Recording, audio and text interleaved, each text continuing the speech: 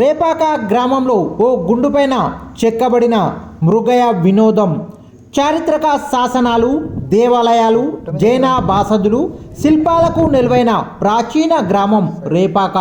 రేపాకలో చౌడమ్మ గుండు మీద 9-10వ శతాబ్దానికి చెందిన ఒక అర్ధ శిల్పాల దృశ్య కావ్యం చెక్కి ఉంది. ఈ శిల్పాలలో అశ్వాసురుడైన రాజోచిత వేషభూషణాలతో ఉన్న ఒక వీరుడు అడవి పందిని బల్లెంతో పొడుస్తున్నాడు. అతని వెనక రాజచిత్రంతో సేవకుడు, మావటివాడు ఏనుగులతో కనిపిస్తున్నారు. రాజవీరుని గుర్రం ముందరి వైపు ఆసన స్థితిలో చతుర్భుజి అయిన చాముండి దేవత కనిపిస్తుంది. ఆ దేవతల అవతలి వైపు మరొక దేవతా శిల్పం కనిపిస్తుంది. సరిగ్గా చాముండి దేవతా శిల్పం కింద 2 వేట కుక్కల నడుమ అడవి పంది వేటాడబడుతుంది. వాటి వెనక 10 మంది భటులు సాయుధులై వరుసలో